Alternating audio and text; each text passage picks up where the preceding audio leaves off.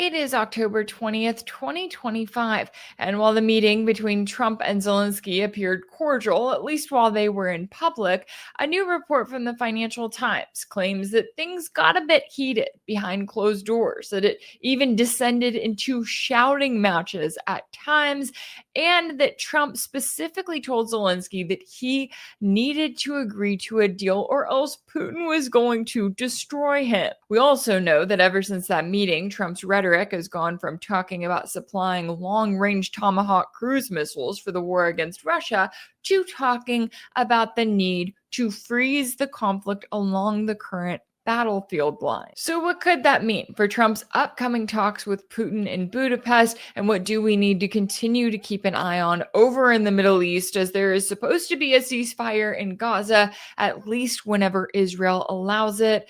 Well, we got into all of that and more with a special guest earlier. So, let's take a listen to that conversation now. Joining me now to discuss is retired U.S. Air Force Lieutenant Colonel and Professor Karen Kwiatkowski. Karen, thanks so much for taking the time to join me. Absolutely. Thank you. Yeah, I'm glad I get to have you on the show again. And I want to get your take on the latest here. I know that Zelensky visited the White House on Friday, and while he did not get Trump's approval for Tomahawk cruise missiles for the war against Russia, it did seem like things were fairly cordial with Trump. But now you have this report from the Financial Times on Sunday, which states that when Zelensky and Trump went behind closed doors, their conversation descended into a shouting match in which Trump told Zelensky he was losing the war and said he needed to make a deal or Putin will, quote, destroy you. The report also claims that Trump appeared to have adopted many of Putin's talking points verbatim, even when they contradicted his own recent statements about Russia. So, how do you view this report in light of kind of what we know about the dynamic between Trump and Zelensky, and also given the position that Trump is in, where he's now preparing for upcoming talks with Russian President Putin? Yeah, well, Trump prides himself on telling the truth in the moment, right? I mean, he's like straight shooter. I'm going to say what he thinks. But in fact, he doesn't tell the truth, but to the media many times, right? Or to the people, or to MAGA, right? This is a big problem with MAGA, right? They said, well, Trump was going to do these things, and he said these things, and he's not telling the truth. So we have to accept, like all politicians, Trump doesn't tell the truth, but he is using Putin's talking points. However, that's not a bad thing, because Putin's talking points are far closer to the actual truth, whether it's about NATO expansion or what's happening on the battlefield in Ukraine, the nature of Zelensky's government with its neo-Nazi influences, very Ukrainian nationalist, Russia hatred, destruction of the Russian Orthodox Church, things like that.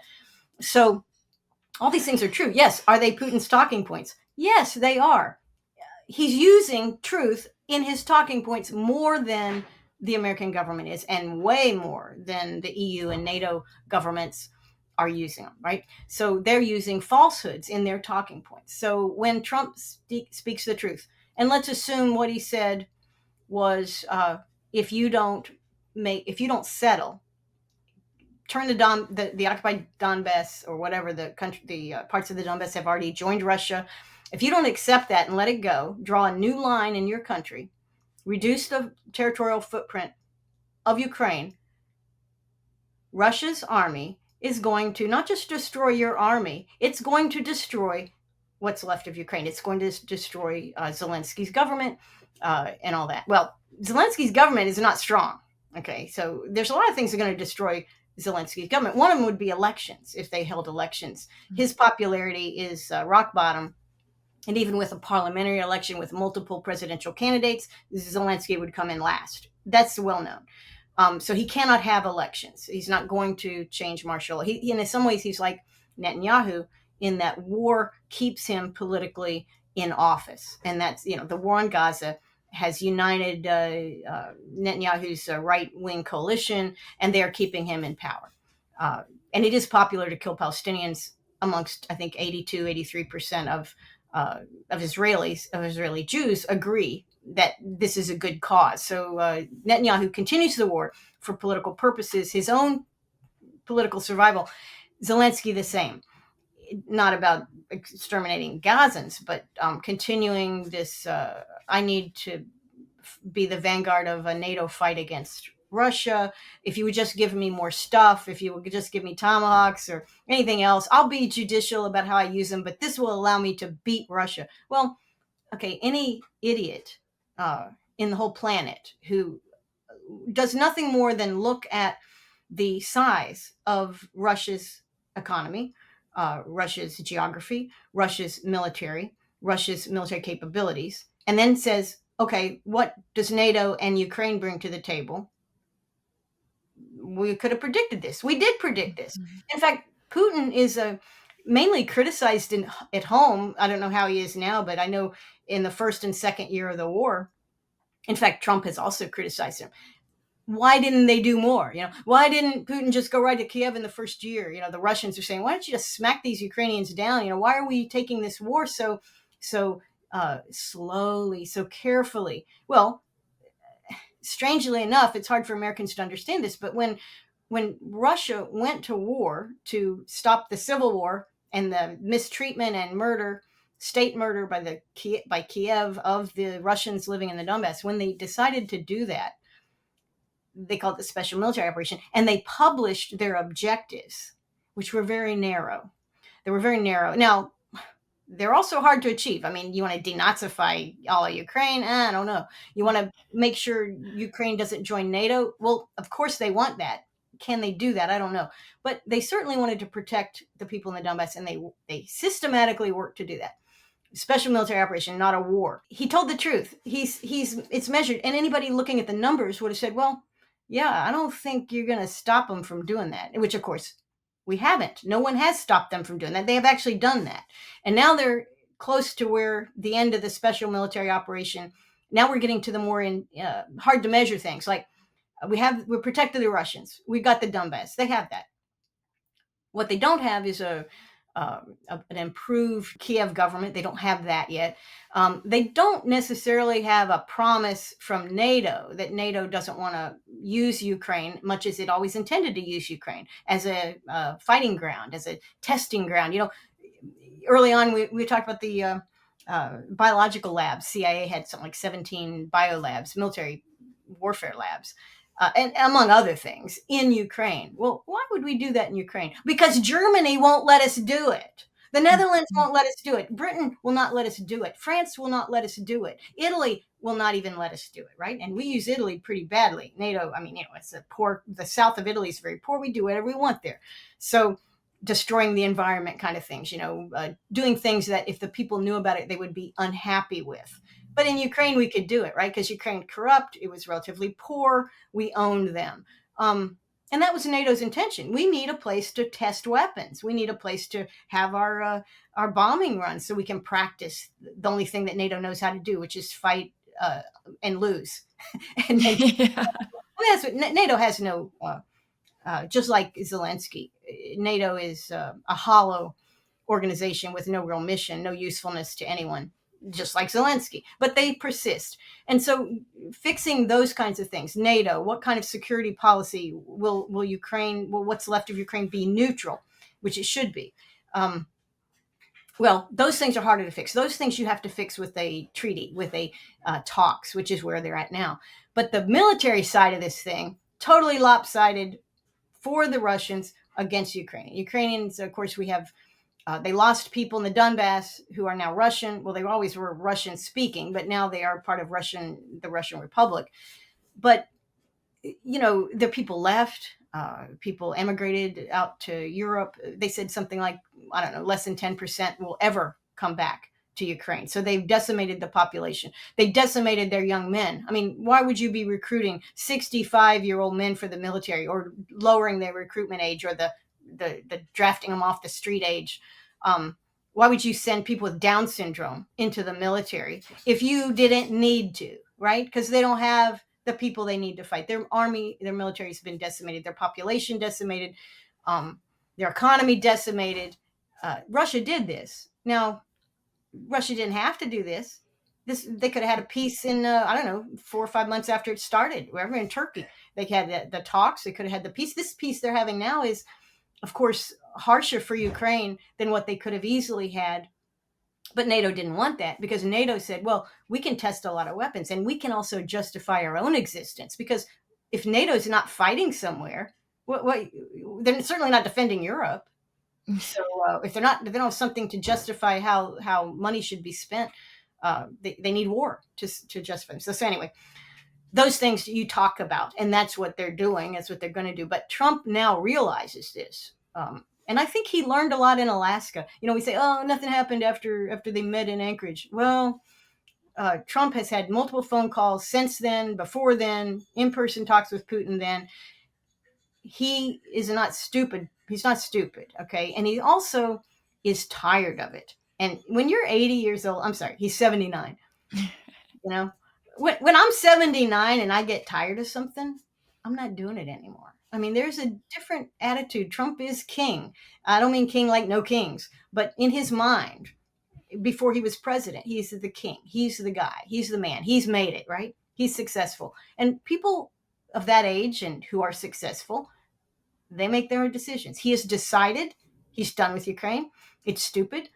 Putin's telling more truth to him than Zelensky is. Putin's telling more truth to him than Sturmer or Merz or Macron. And also, look at the popularity. Trump is always about being popular, right?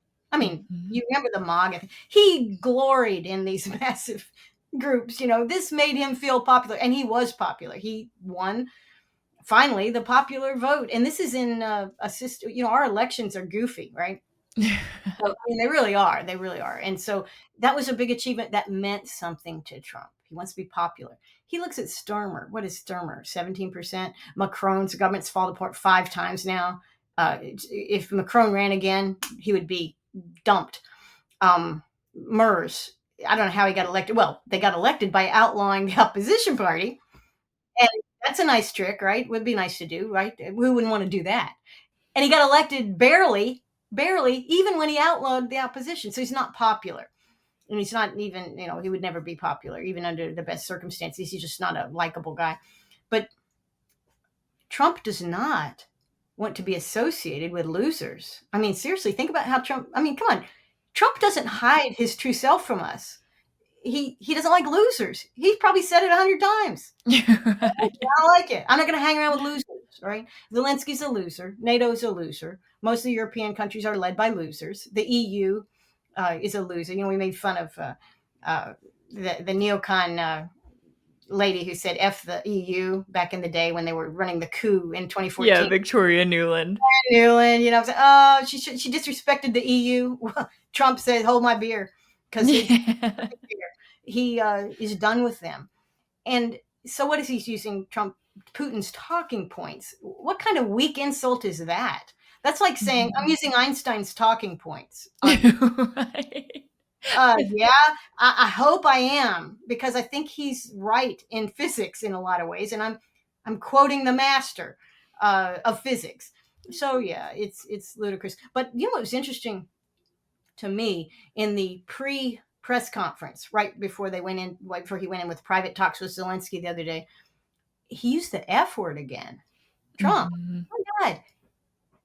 MAGA is filled with Christians and evangelical Christians, and I'm not saying any of them. We don't cuss. I'm not evangelical Christian, but I do know that we don't associate good Christians with the use of the F word in public, right? In fact, we don't like to use it at all. We're not supposed to use that, right? We're not supposed to cuss. And Trump let loose with that F word, F-bomb. And of course, it's the cheapening of our society, of course, but it reflects that. Nobody's really shocked by it, but my mother would be shocked by that. I mean, a lot of people do not want the president to do that. I remember when they leaked the tapes from Nixon, and because Nixon was supposed to be a Quaker, right? But he certainly didn't use foul language in public. And when they released those tapes in the media, and they were blanking out all the cuss words he was using in his office, people were offended and horrified. That's so interesting, though. I didn't even think of that parallel, because you're right. Whenever Trump said that, and I knew he said it on purpose, right? Because that was his way of telling the media, hey, keep an eye on Venezuela because that is our next target, right? As he was saying, like, oh, talking about Venezuelan President Nicolas Maduro, he doesn't want to F around with the United States. And I was watching that and going, okay, interesting that he's using that. And I'm with you. I think it's been so frustrating for the last several years because people will say, oh, you're using, Russia's talking points. And exactly as you're saying there, I'm going, okay, is anything that I'm saying wrong, right? Is anything that I'm saying false in some way? No, but if you think that you can associate it with the Kremlin, then you can just say, oh, well, it's the talking points, slap the label on it, and go on from there. And another thing that I thought was interesting, because of course we have this Financial Times report, it's based on anonymous sources. Well, when it comes to what Trump has actually said in the comments that he's made to reporters since that meeting with Zelensky, he has talked about freezing the conflict, right? He said, oh, we just need to freeze it along the current battlefront lines. He says that, oh, Russia's got 78% of the Donbass. Let's let them keep it. Of course, that's the opposite of what Zelensky has been saying for the last 3.5 years.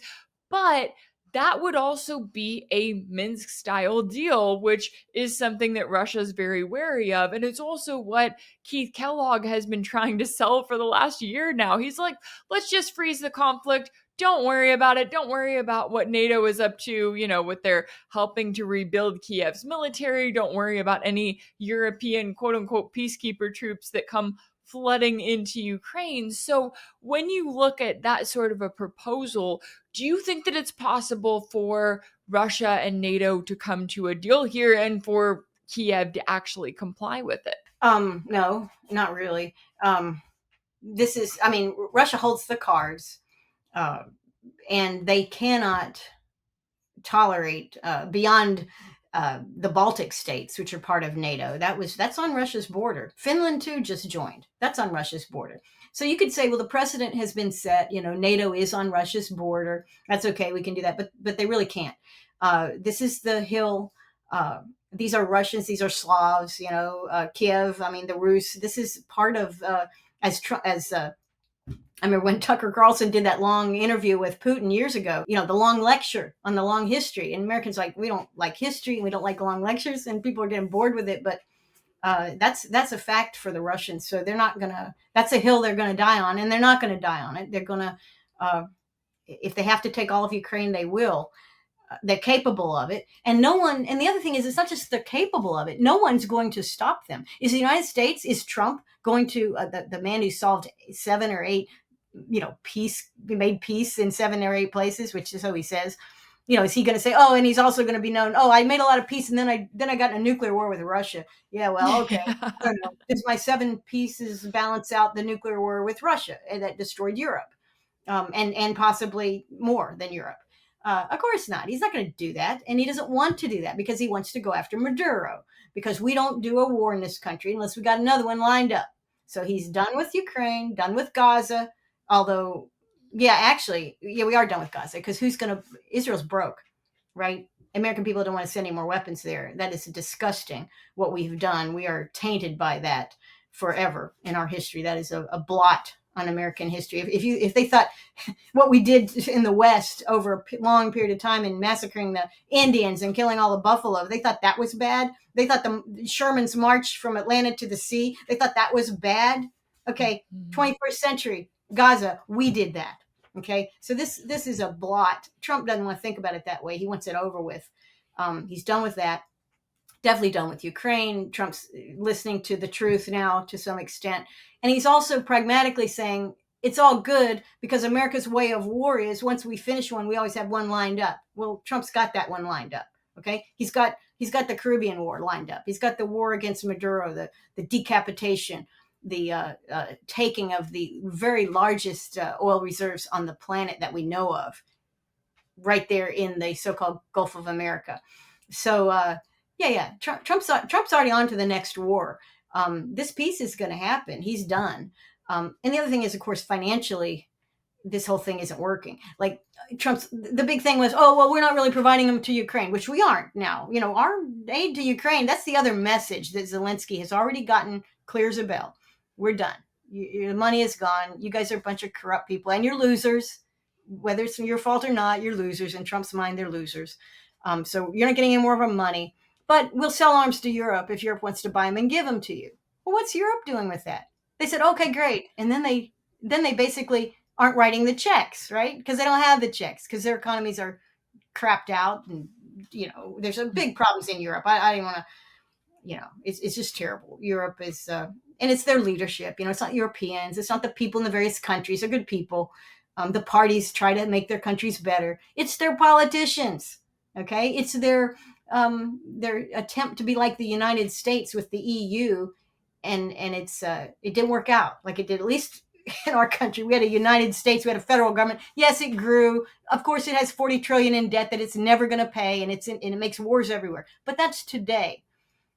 Historically, the fact that we had a federal government, and I'm no fan of Lincoln, but many people are. They like him. So he kept the Union together. Well, we did get rich, right? The country got rich. We got rich off the rest of the world, but we got rich. So there were benefits, you could say, from having a strong federal government.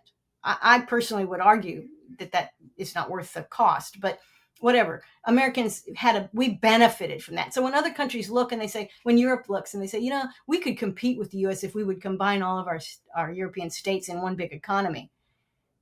And then they did it in the 20th century socialism way. And I don't mean socialism is bad. I'm meaning they had a lot of bureaucrats in charge. They didn't know what they were doing and weren't accountable to the voters, right? Who elected von der Leyen? Her friend.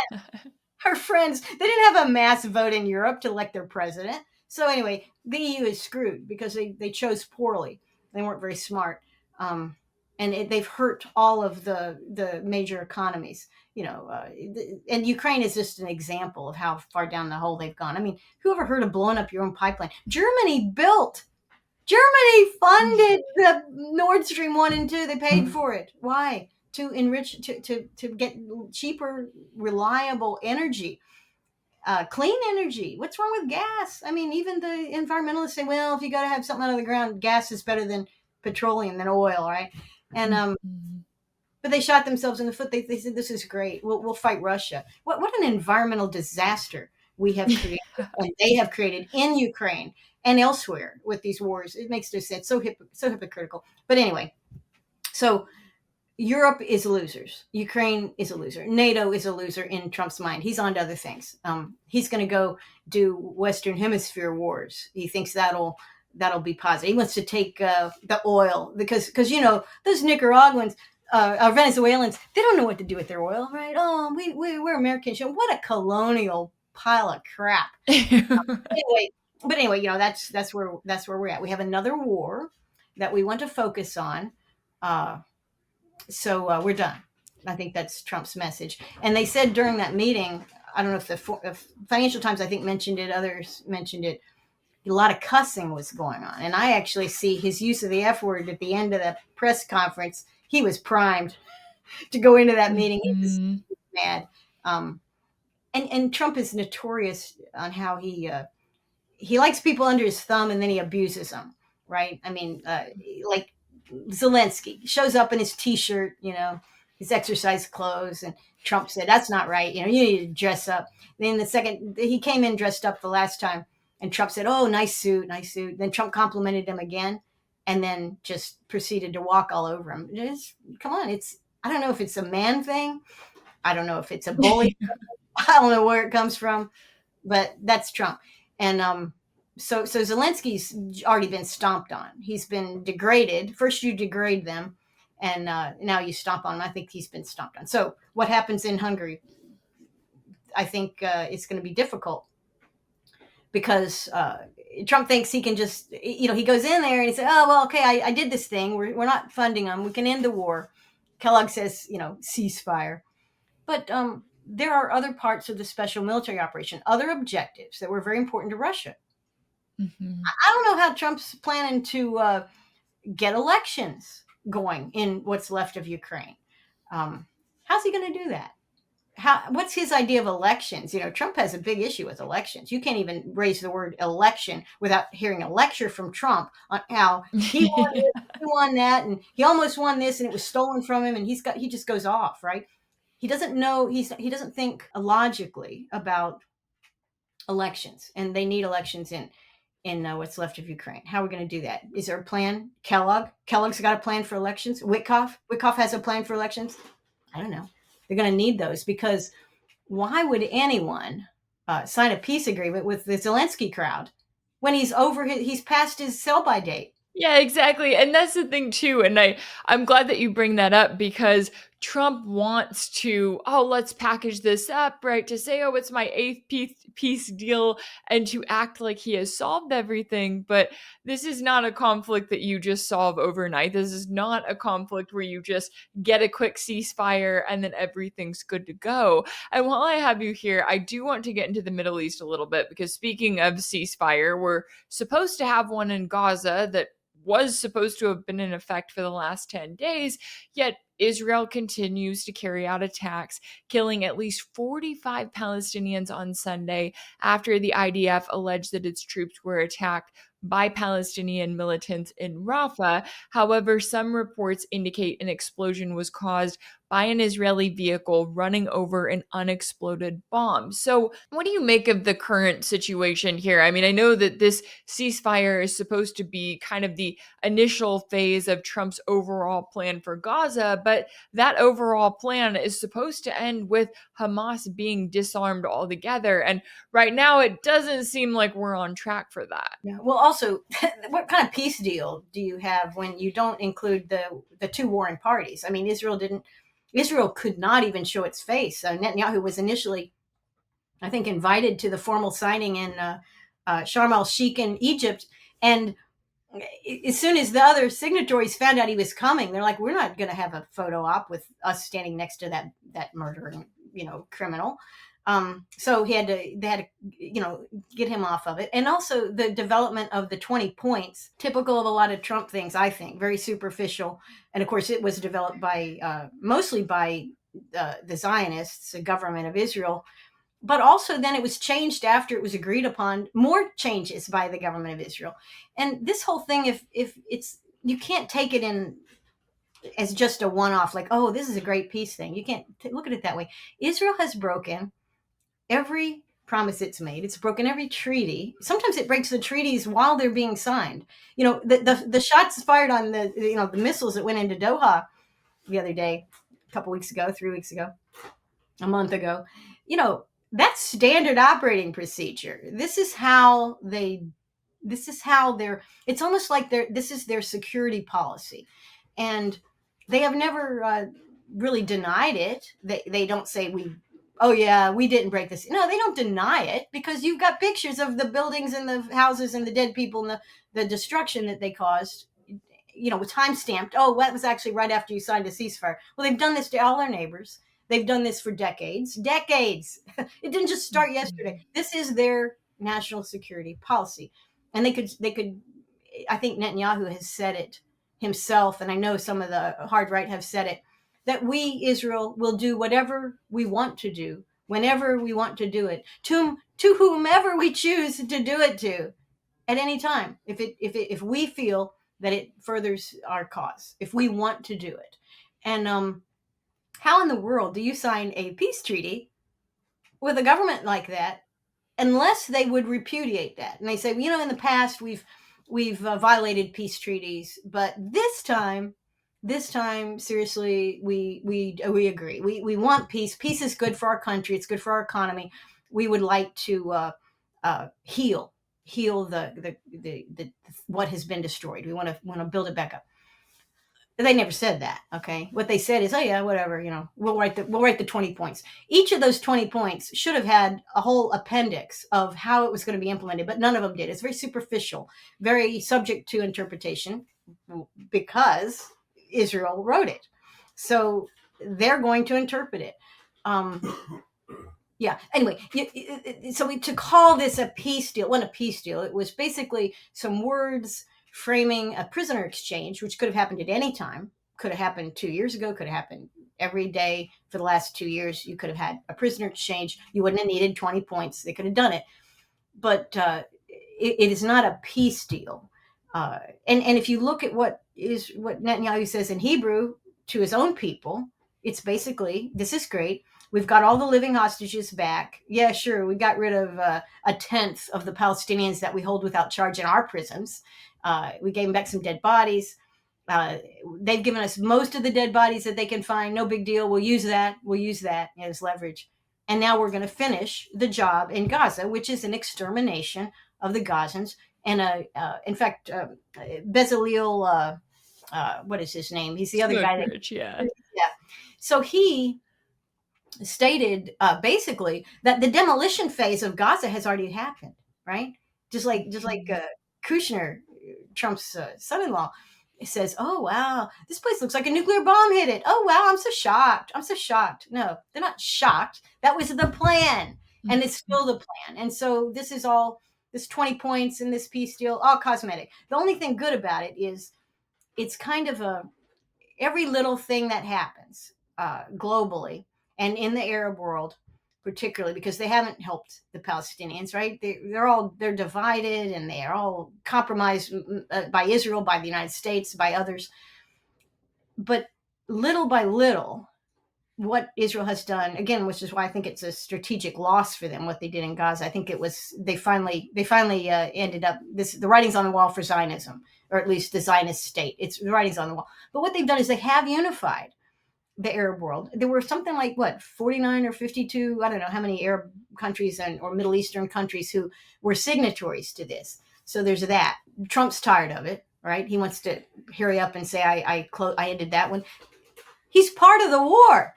What you want to end a war? You could just stop giving all the weapons to Israel and stop funding the war. Stop providing intel and AI to kill Gazans. You could have stopped any of that to end the war. Trump doesn't care about ending the war. He's part of the war. So this can't be a peace treaty because it's signed by the two people prosecuting the war. And the Arabs aren't prosecuting the war. Since when are Arab countries doing anything to Israel unless they are directly attacked, except for the Yemenis, except for the Houthis, that they're actually doing something. And that's almost a non-state actor in many ways when you think about the Houthis, because it's not necessarily the government of Yemen, although there's some alliance there. Anyway, this is all window dressing.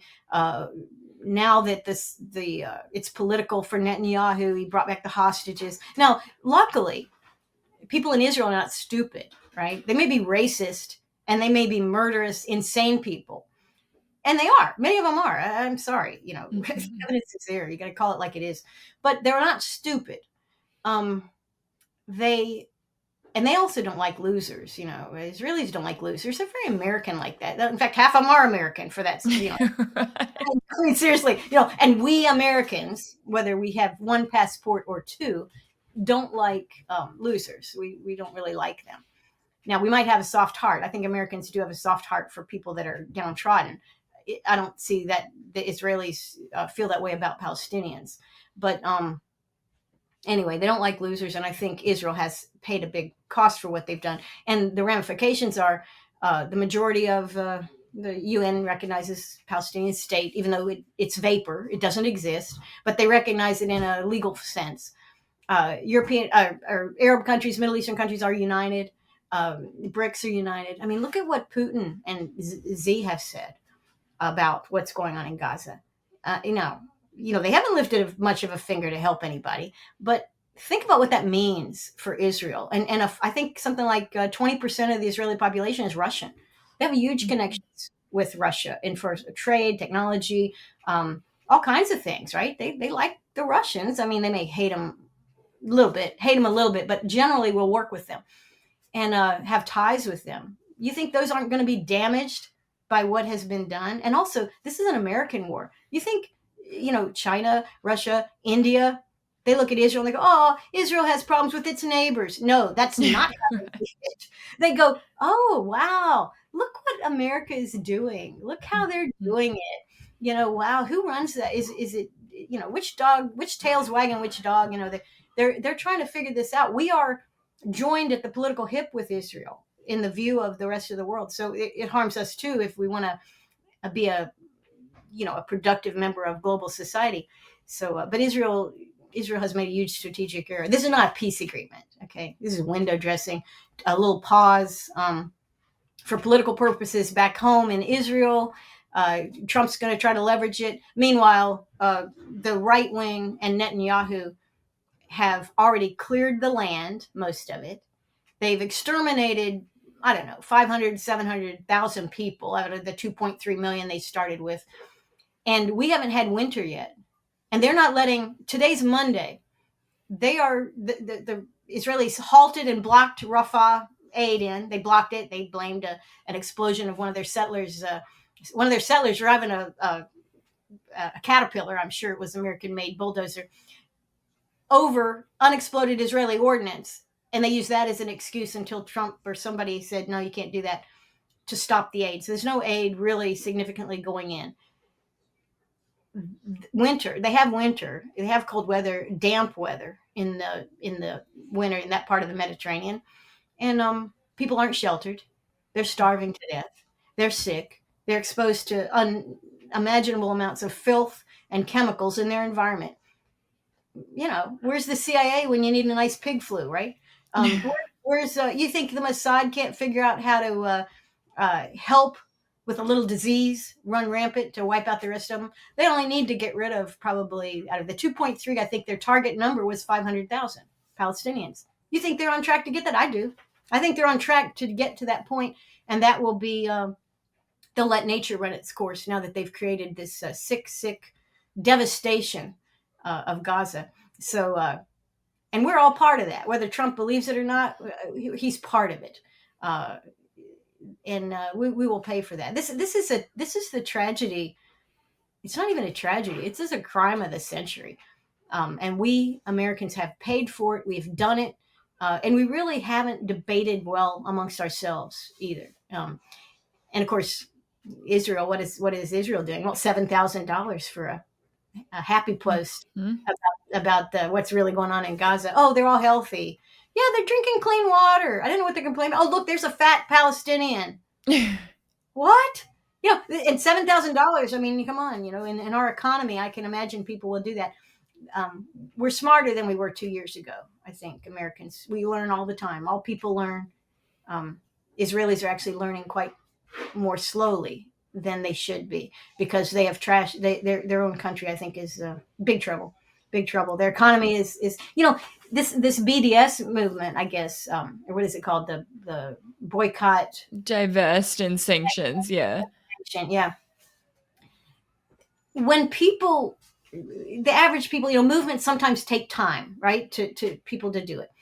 And we've had time for the BDS movement. It was going on long before Gaza, but it has become popular, almost like environmentalism became popular. People don't really understand environmentalism, but it got popular. And so people say, well, I'll save a plastic bag, or I'll recycle my cardboard, whatever. It's, I don't know how meaningful it is, but people incorporate that into their lives, and it becomes part of how they live their lives, what they do every day.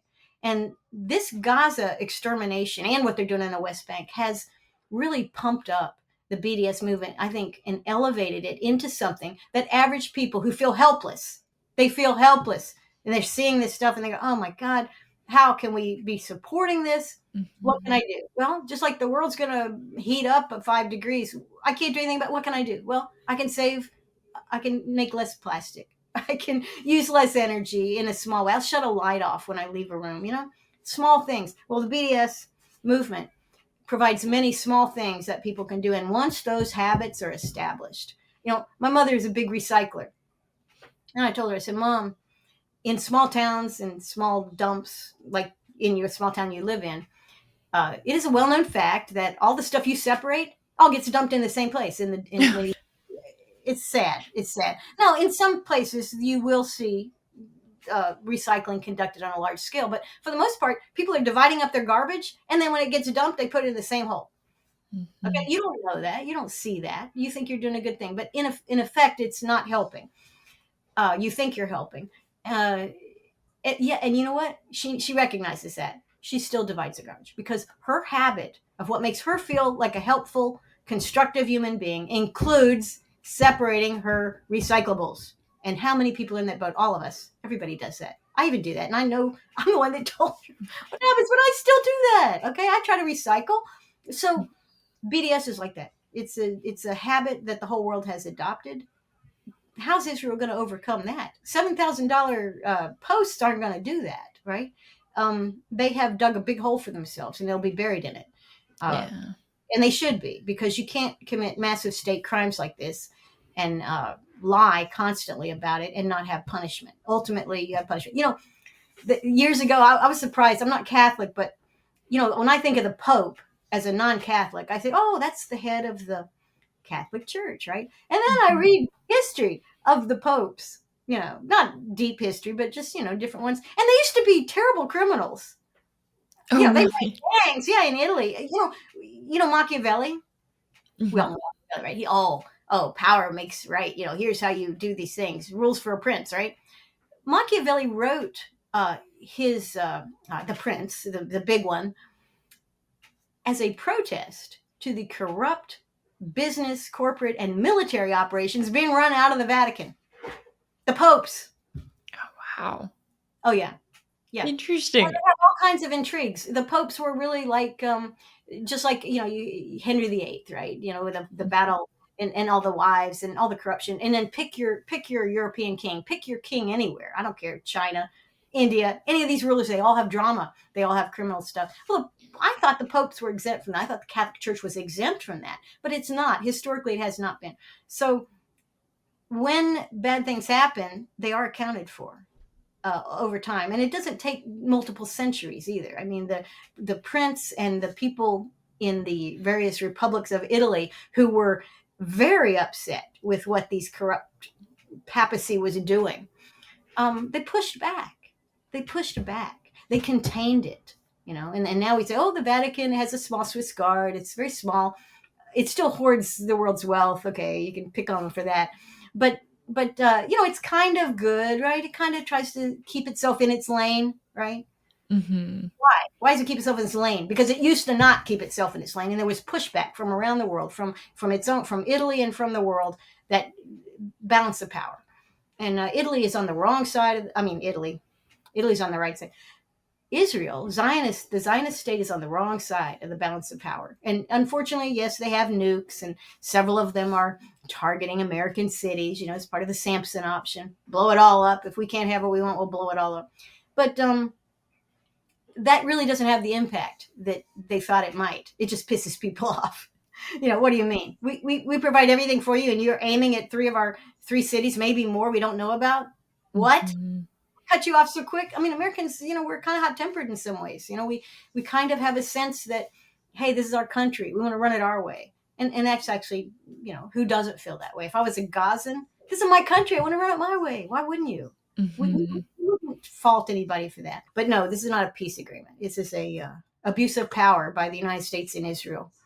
But it will not, in the long run, prevail. Unfortunately, I think there's more Gazans that will pass. And but I'm seeing more World Food Program posts. I'm seeing more glimpses of hope that the remaining Gazans will be protected from death, at least in the next 6 months. I'm seeing that. Yeah, and I think that is definitely the hope, especially, as you have the UN warning about famine, you're going, okay, this is a much more than just let's get a few aid trucks in and spread some food around. No, we need to talk about serious intervention. And I'm with you. I think it's hard in the day-to-day to kind of look and to feel like there's not much change. But when you look at the long-term effects of the ongoing genocide that the US and Israel have carried out, you look at the fact that it's like, okay, we have some court cases on the world stage. Think about,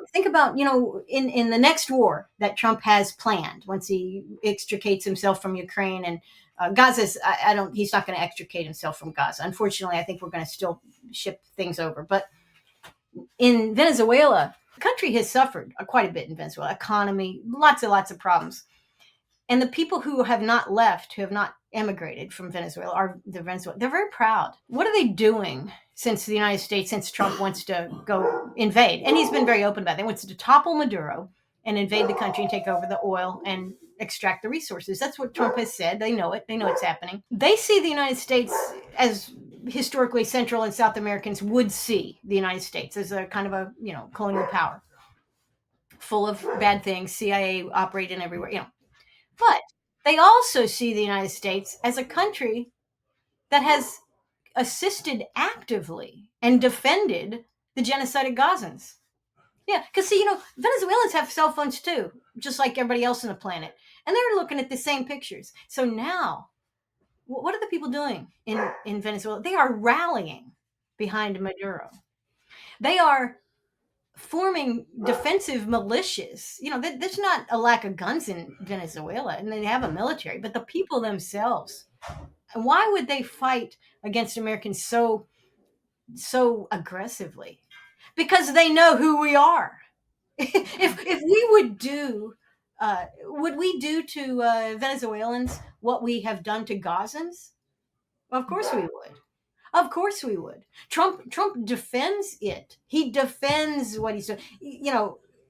He defends Israel. Murder them. Kill them. We're going to put a Trump Riviera. We'll put a Gaza Riviera, and I'll have a Trump hotel and a golf course. I'll build it. It'll be great. It'll be wonderful. He defends what he's doing in Gaza. Trump does. He has not backed away from this at all. And this, I think, is really just how can that be explained? I mean, he's the devil. Trump. If you think Netanyahu's the devil, then the devil's side hand is Trump. But what has that done to our ability to do what Trump wants to do in Venezuela? Well, he stopped it because Nicaraguans will die before they are treated like Gazans by the United States. And we did that. Trump did that, right? Because you could have said, well, we're going to put a new leader in and the economy's going to get better. We're really going to, I know you guys like Maduro, but really, it's going to be good. How can Trump say it's going to be good when the whole world's watching what we did to Gaza? Oh, it's going to be good. Come on. Yeah. Look at that. You have to pay attention to truth. You have to be honest. Trump doesn't do that very often. He uses Putin's talking points, right? It's becoming to being honest, but all these things have impact. I don't even know how to articulate how I feel about what we are doing, what our tax dollars have done to the Gazan people. But the message that it sends is the United States will do that to Gaza, and we will do it to anyone who doesn't obey, who doesn't serve our interests. And that rallies the whole world, not just against Israel, but against the United States. Oh, absolutely. Yeah. And I think that there's a lot to be learned from the U.S. foreign policy decisions that have been made in recent decades. We have only started to see the blowback. And I really appreciate you taking the time to join me today to break down all of the latest here. Retired U.S. Air Force Lieutenant Colonel and Professor Kwiatkowski, thank you so much for your time and insight. Well, thank you so much for having me. If anything in this video resonated with you, be sure to like it, share it with your friends, leave a comment. And as always, don't forget to subscribe. And if you want to keep up with all of my work, make sure that you're subscribed to my page on Substack. That's rachelblevins.substack.com. That's where you'll find ad-free videos and new weekly episodes of my exclusive series for paid subscribers called Sanctioned. You can also check out Sanctioned over on my page on Patreon. That's patreon.com/Rachel Blevins. As always, thank y'all so much for all of your support, and I'll see you next time.